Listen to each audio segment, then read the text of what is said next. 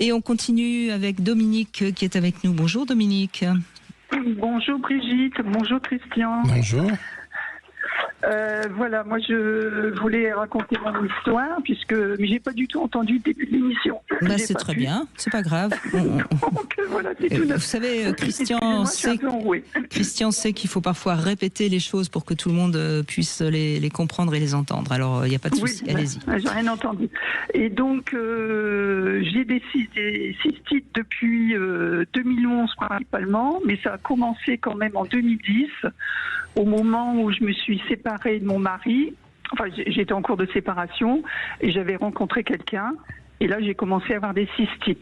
Et donc, à chaque fois, les cystites, c'était à cette période-là, c'était après un rapport. Avec un compagnon.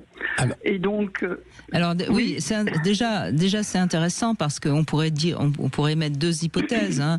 Changement de partenaire, changement de relation, changement de vision justement des choses, et puis peut-être changement de manière de faire l'amour.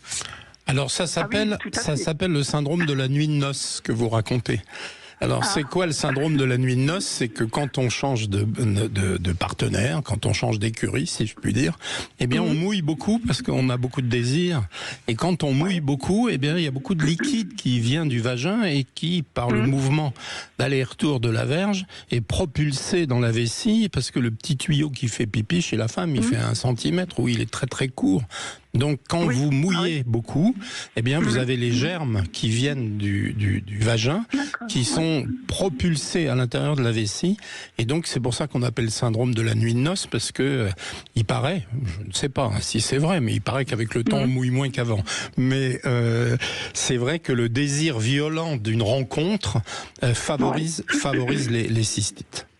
Donc, il faut bien faire pipi après avoir fait l'amour, il faut bien boire. Excuse-moi, je pose des questions très précises, mais c'est important. Est-ce que justement, si on est avec un partenaire qui a une verge plus imposante, on va plus facilement risquer ça parce que justement, c'est une bonne question, mais c'est une bonne question. J'ai jamais réfléchi sur la taille du piston. C'est en centimètres cubes comme pour les voitures. Donc, je ne sais pas. Pourtant, vous aimez les voitures. Oui, mais j'ai jamais pensé à mesurer le tour de zizi pour savoir. On peut l'imaginer. Mais on peut l'imaginer. J'ai une imagination assez fertile de ce côté-là, c'est pour ça. Oui. Et c'était le cas. Enfin, bon. D'accord. Donc on a une autre piste alors qui expliquerait votre cystite de nuit de noces. Mais quand on vous écoute, madame, vous avez quitté un couple qui, si vous l'avez quitté, qui marchait pas très bien, donc les rapports sexuels étaient pas vraiment humides, si je puis dire.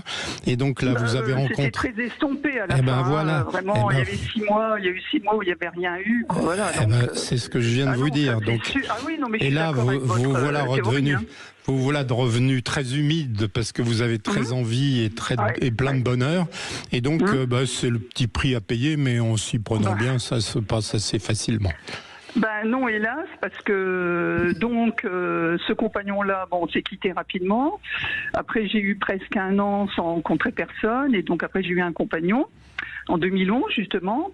Et là, à chaque rapport, j'avais une cystite. Hein.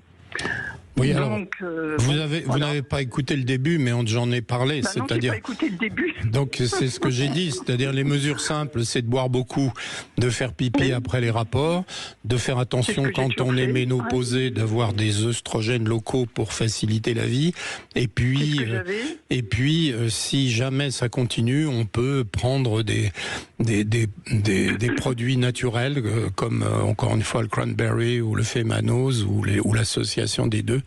En prenant un petit comprimé après les rapports, ça empêche les germes de se développer dans la vessie. Non, mais j'ai tout pris, j'ai tout essayé, cranberry, après j'ai même pris un antibiotique, un antiseptique qui est plus prescrit maintenant. Mais Dominique, est-ce que vous êtes sujette assez vite, assez facilement à la grippe, à des choses Non, vous avez un bon système immunitaire ? Oui. Par contre, on m'a quand même découvert un lichen vulvaire.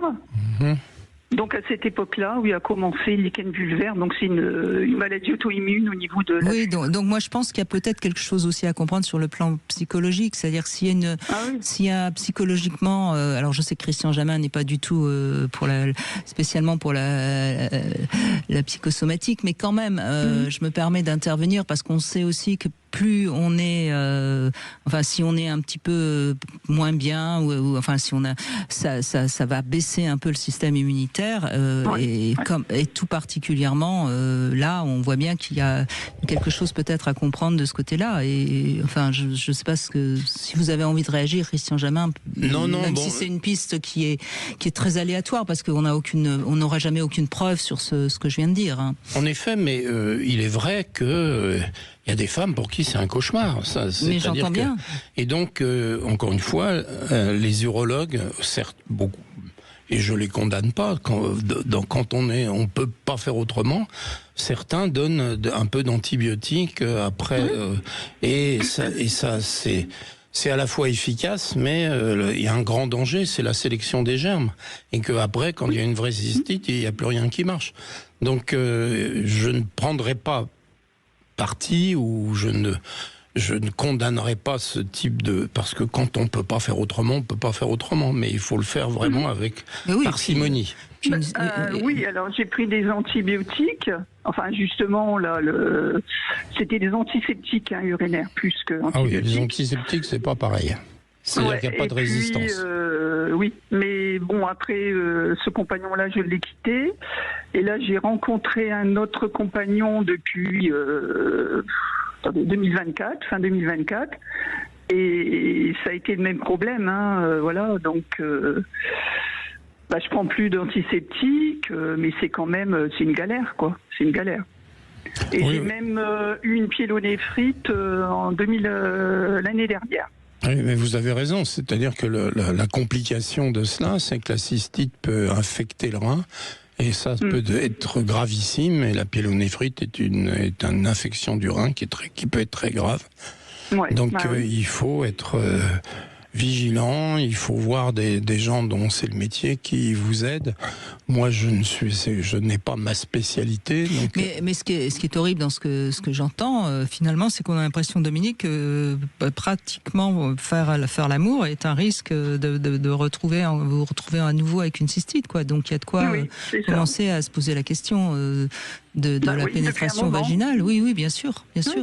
Mais même sans pénétration vaginale, puisque en plus certainement dû à la sclérose vulvaire, la pénétration est difficile et douloureuse, alors qu'avant j'avais pas du tout ce problème-là. Oui, mais là vous avez dit que vous aviez un lichen là. Le lichen, lichen, c'est une maladie de la vulve. Là, il faut voir des médecins, des dermatologues spécialistes. J'ai été traitée aux corticoïdes pendant 1 an tous les jours, au niveau local, et maintenant je prends qu'une fois tous les 15 jours. Là. Donc il n'y a plus de traces de lichen, il y a à la vue, quoi. Tant mieux. Mais bon, est-ce qu'il y a, c'est pas des séquelles, ou alors est-ce que c'est la peur d'attraper ça c'est possible. C'est possible aussi que la peur d'avoir mal ou de réavoir quelque chose vous contracte un petit peu et du coup ça fait mal si vous n'êtes pas totalement. Et ça peut se comprendre. Oui. Moi, même sans pénétration, j'attrape des cystites. Peut-être qu'il faut un petit peu aller sur la piste, encore une fois, je ne suis pas en train de dire qu'il ne faut pas régler les problèmes sur le plan médical, mais peut-être un petit peu mieux donner du sens à tout ça pour arriver à... parce que là, quand même, vous annoncez beaucoup de choses qui se sont produites, qui laissent à penser qu'il y a peut-être quelque chose à comprendre. Oui, mais là, on est dans un cas très particulier quand même. Dieu merci, c'est pas si fréquent et il faut voir effectivement un urologue pour être sûr que vous videz correctement votre vessie quand vous allez faire pipi, parce que je suis suivi. Oui, excusez-moi, je suis suivi en urologie du coup depuis ma pyélonéphrite. Et c'est vrai que maintenant, je vide pas correctement ma vessie, toujours. Et voilà. Ça va mieux. Voilà la réponse. Malgré tout, parce que du coup, je dois faire, je fais des autosondages en prévention pour l'instant. Enfin, le matin, le soir. Ah bah oui, je suis content d'avoir deviné avant que vous me le disiez, chère madame. Voilà. Donc ça veut dire que je suis pas si mauvais médecin. Donc non, pas du tout. Mais ça, on n'en a jamais douté, Christian Jamin. Donc effectivement, nous y voilà. C'est-à-dire que vous avez un problème. Alors je ne peux pas juger, mais je connais pas votre âge, etc. Mais après les accouchements, j'ai 72 ans, je suis plus très jeune. Voilà, c'est-à-dire qu'après d'abord il y a le traitement d'œstrogènes locaux, et puis il y a le fait que avec l'âge, on a les organes qui ont tendance à descendre, c'est-à-dire que la vessie se vide moins bien après avoir fait pipi, donc il reste des urines dedans qui s'infectent, etc. Là, on n'est pas là, on est dans. Mais donc effectivement, j'avais envisagé le cas, puisque je vous l'ai dit.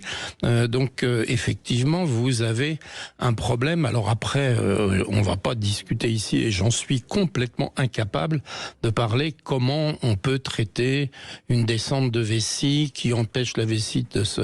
Et donc vous faites des autosondages, etc. Là, on est dans la médecine pure et dure, et je ne suis pas compétent dans ce domaine. Donc, enfin bon, visiblement vous êtes suivi, Dominique, mais enfin, en tout cas, bon courage. On va parler dans un instant avec Nathalie de la sécheresse vaginale. Est-ce qu'elle est due à la ménopause? Une autre question, un autre problème de femme qui nous attend dans un instant. 14h-16h, Brigitte Lahaie, Sud Radio. Cette année, les plus beaux cadeaux sont au pied du